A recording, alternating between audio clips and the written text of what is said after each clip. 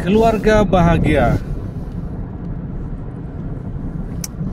antara rahsia ada guys.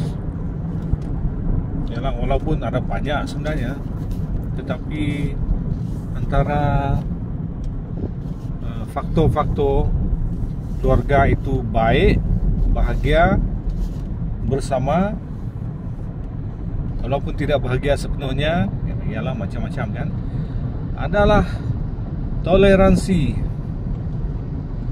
Sebab dua kepala sudah menjadi satu, dua hati sudah menjadi satu, dua perasaan, dua minat, dua hobi, dua keputusan sudah menjadi satu, dan itu sangat-sangatlah tidak mudah. Yang wanita dia dengan PL-nya penuh dengan bercakap, respon segala sesuatu dengan emosi. Berbeza dengan lelaki, bercakap, berinteraksi, memberi arahan menggunakan image, ya, menggunakan gambar. Kata-kata itu dalam bentuk gambar, arahan, tindakan, kena kekuatan fizikal dan sebagainya. Berbeza dengan wanita yang berkata-kata dengan emosi, dengan nada, dengan attitude sebagai seorang yang lemah. So, bagaimana toleransi ini membantu di dalam keharmonian rumah tangga guys? Lelaki,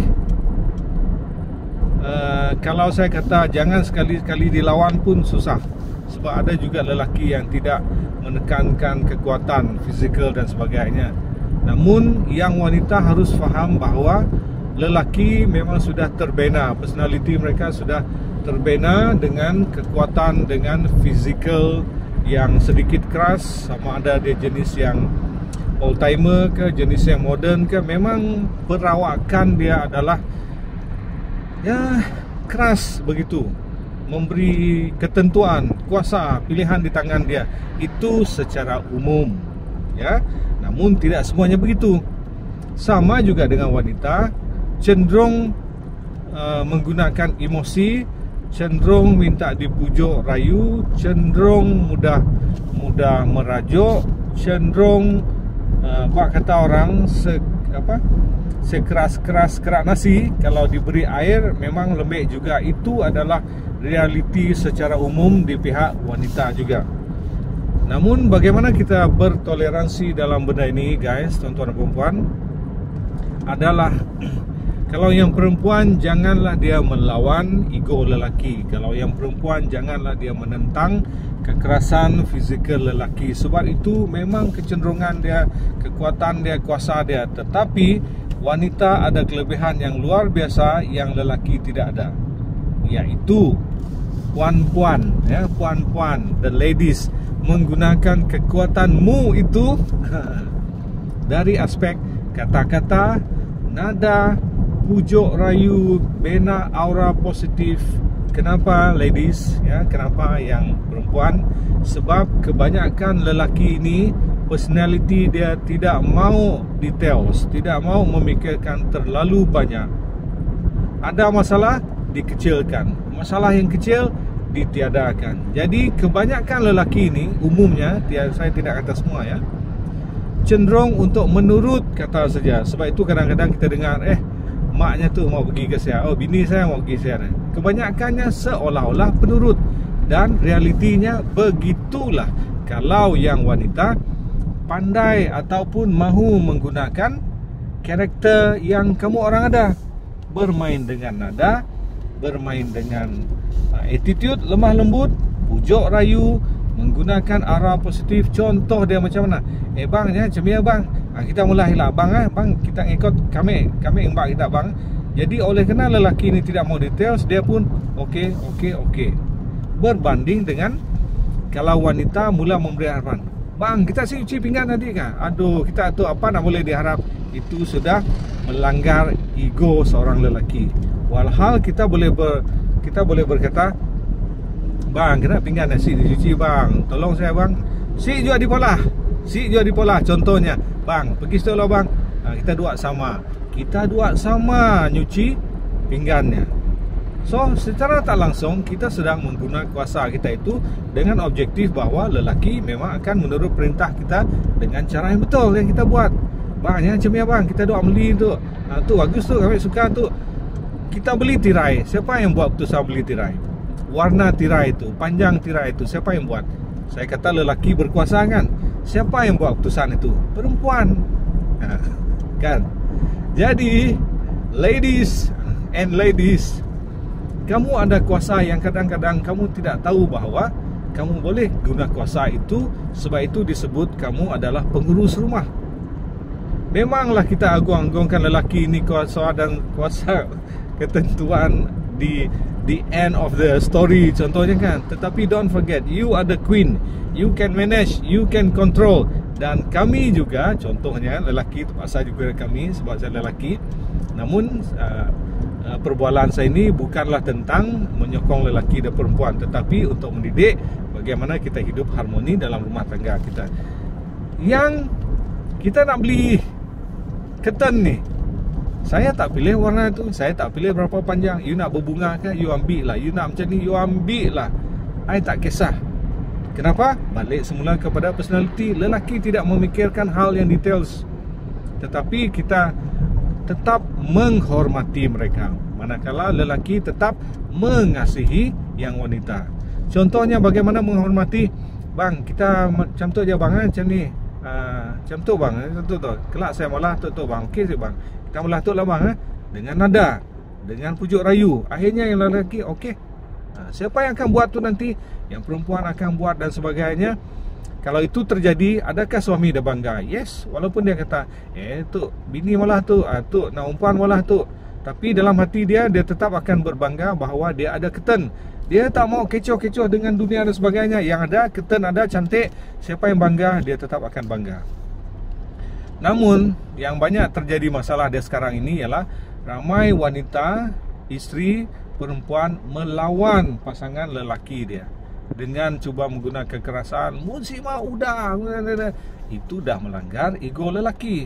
Makin kita buat macam tu, ego, sebab lelaki ni dia berpegang pada kekuatan fizikal dan sebagainya. Dia memikirkan dia mampu untuk benda-benda yang di luar kemampuan dia boleh hidup. Yalah, masing-masing lah. Perempuan pun boleh hidup tanpa laki, laki pun boleh hidup tanpa perempuan dalam circumstances yang berbeza. Jadi masing-masing nanti akan beritahu ego. Bagus kalau suami, kalau lelaki kamu itu jenis yang penyabar tau. Dia tidak mau ceraikan, dia tidak mau berpisah, dia pergi keluar, dia tenangkan. Itu kamu patut bersyukur kalau ada jenis lelaki yang macam tu. Dia pergi keluar, dia muhasabah diri, dia tenangkan apa yang saya dah buat dan sebagainya. Dia mau baik ni. Tetapi yang wanita, yang isteri dia pula balik rumah masih berperang lagi, hancur juga. So sebab itu toleransi ini sangat penting. Pergaduhan itu sebab kita tidak sependapat, tetapi tujuan di dalam rumah tangga adalah untuk satu saja, membina rumah tangga. Kalau lelaki teruk rasanya, lelaki harus berubah. Kalau yang perempuan teruk rasanya, membebel banyak, kurangkan itu untuk keharmonian keluarga. Ataupun yang lelaki terlalu menggunakan kekerasan fizikal, kurangkan itu. Yang isteri-isteri ataupun yang perempuan, mereka ini lemah. Jadi kalau kita guna kekerasan di situ, memang berakhir dengan sesuatu yang tidak baik. Contohnya kalau lelaki menggunakan kekerasan kepada yang wanita, memang yang wanita akan menurut, tetapi dia sudah mula tidak menghormati. Okey, jadi bila ini berterusan, tuan-tuan dan puan-puan, mulalah akan ada simptom-simptom gunung berapi di dalam individu tersebut. Mulalah ada simptom-simptom tekanan yang semakin membesar di dalam belun tersebut. Jadi bila ada jarum cucuk saja belun tu, dia mula meletup. Apa itu tuan-tuan dan puan-puan? Bila ada isu-isu yang diungkitkan kepada yang perempuan ataupun kepada yang lelaki, dengan mudah benda ini sangat cepat meletup dan akhir boleh membawa kepada pertelingkahan yang besar dan peperangan besar dan juga perceraian dan sebagainya.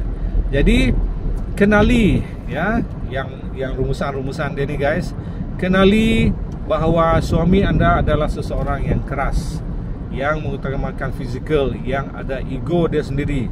Dan seterusnya, kenali juga yang wanita, yang ibu-ibu, yang isteri, bahawa walaupun kamu lemah tetapi kamu ada kuasa-kuasa kelemah lembutan, nada suara, membina aura positif, menarik tangan lelaki untuk memimpin dan sebagainya kepada satu tujuan di mana kamulah yang menguruskan banyak hal, namun yang lelaki mau dikatakan bahawa dialah yang mempunyai keputusan di dalam semua benda itu.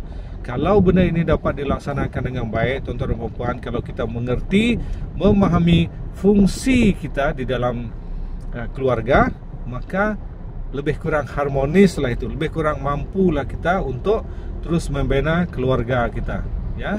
Kalau tidak, masing-masing akan mula menegakkan, kau ya macam kau ya terus, kau ya si faham saya.